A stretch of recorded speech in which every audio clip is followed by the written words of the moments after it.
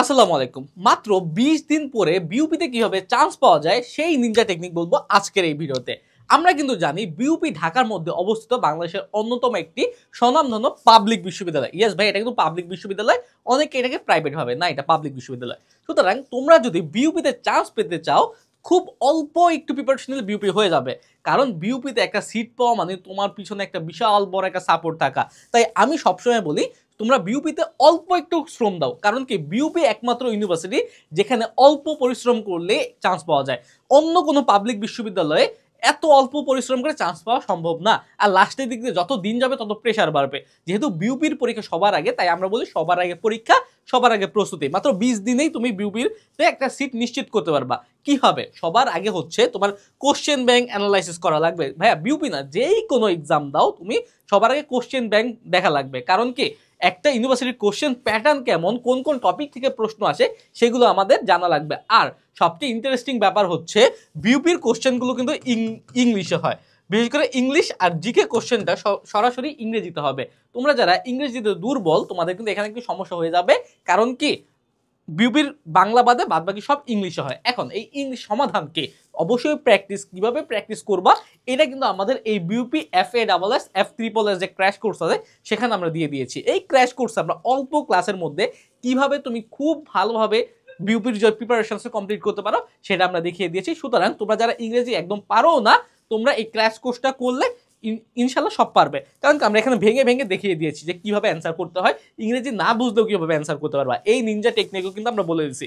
তারপর দেখো, যখনই তুমি কোশ্চেন অ্যানালাইসিস করবে তখন তো ইম্পর্টেন্ট টপিকগুলো সিলেক্ট করতে হবে যে কোন কোন টপিক থেকে বিউপিতে প্রতি বছর প্রশ্ন আসেই।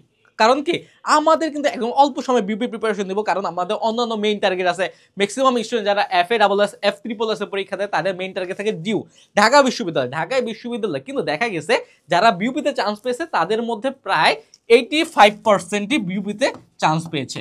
আগে তারা বিউপি যখন ঢাকা বিশ্ববিদ্যালয়ে চান্স পায় তখন বিউপির এই চান্সটা বা ভর্তিটা তারা ক্যান্সেল করে তারপর চলে আসে। ভর্তি ক্যান্সেল করলেও 90% টাকা কিন্তু তাদের ব্যাক দিয়ে দেওয়া হয়। যেই টাকা তারা দিছে ভর্তির সময় ওটা ব্যাক দিয়ে দেয়। এই কারণে খরচ নেই বললেই চলে। কিন্তু বিউপি কিন্তু একটা বিশাল মাপের পাবলিক বিশ্ববিদ্যালয় যেখানে কোনো রাজনীতি নাই, ঢাকার মধ্যে অবস্থিত। এখন দেখো, যখন তুমি দুর্বল জায়গাগুলো দেখছো যে এই টপিকগুলোতে আমার একটু দুর্বলতা আছে, আমি একটু সময় দিই, এই দুর্বল টপিকগুলো তখন তুমি শুধরানোর চেষ্টা করবা যে কিভাবে আমি শেষ করতে পারি। আর তোমার বিউপি প্রিপারেশন একদম সম্পূর্ণভাবে কম্প্যাক্ট রিসোর্সের মাধ্যমে শেষ করার জন্য আমাদের এই কোর্সটা তোমার রাখা অবশ্যই জরুরি। কারণ কি, দেখো ভাইয়া, অল্প কিছু টাকার বিনিময়ে আমি যদি বিউপির মধ্যে একটা প্রতিষ্ঠানে আগেই একটা সিট বুক দিতে পারি, কোনো লস আছে? কোনো লস কিন্তু নাই।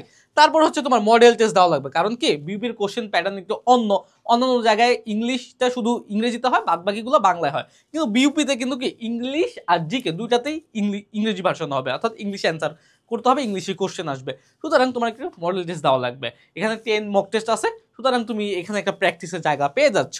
তারপরে যেহেতু অল্প সময়, এই অ্যাডমিশন পিরিয়ডে আমাদের ঘুমটা ঠিক মতো রাখতে হবে। আমি সবাইকে বলি মিনিমাম হচ্ছে 7 ঘন্টা। 7 ঘন্টা তোমার ঘুম রাখো। 6 ঘন্টার কমে তো কোনোভাবেই ঘুমানো যাবে না। মোবাইল ফোনটা একটু দূরে রাখতে হবে এই কয়েকদিন। ভাইয়া একদম শেষ সময় তো, এখন আর রিলস টিলস দেখা যাবে না। তারপরে সৃষ্টিকতার কাছে অবশ্যই চাইতে হবে, কারণ প্রেয়ারের উপরে কিছু নাই, এটা আমাদের মানসিক শান্তি দেয়। তারপরে হচ্ছে কনসিস্টেন্ট থাকা লাগবে। কনসিস্টেন্ট না থাকলে শুধু বিউপি না, কোনো বিশ্ববিদ্যালয়ে তুমি চান্স পাবে না। দেখো, সময় আমাদের হাতে একদম নেই বললেই চলে।